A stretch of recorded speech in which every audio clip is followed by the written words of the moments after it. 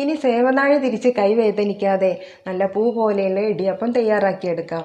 വറുത്ത 1 കപ്പ് അരിപ്പൊടിയിലേക്ക് ആവശ്യത്തിന് ഉപ്പും കുറച്ച് ഓയിലും കൂടി ചേർത്ത് കൊടുത്ത ശേഷം 1.5 കപ്പ് തിളച്ച വെള്ളം ഒഴിച്ചു കൊടുത്ത് മൂടി വെച്ച് ചൂടൊന്ന് മാറുമ്പോൾ കൈ വെച്ച് ഇടിയപ്പത്തിൻ്റെ മാവിന് കുഴയ്ക്കുന്നത് പോലെ ഇതുപോലെ കുഴച്ചെടുക്കണം. കുഴച്ചെടുത്ത മാവ് വലിയൊരു ബോളാക്കി വയ്ക്കാം. ഇനി പച്ചക്കറി എല്ലാം ഗ്രേറ്റ് ചെയ്യുന്ന ഈ ഗ്രേറ്ററിൽ ആണ് മാവ് ചീവിയെടുക്കുന്നത്.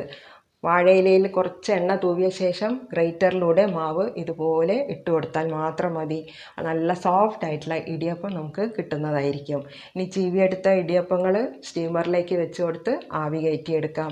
ഇനി ഇഡ്ഡലി തട്ടിൻ്റെ കുഴിയിലേക്കും ഗ്രേറ്ററിലൂടെ ഇതുപോലെ നമുക്ക് മാവ് ചീവിയെടുക്കാം.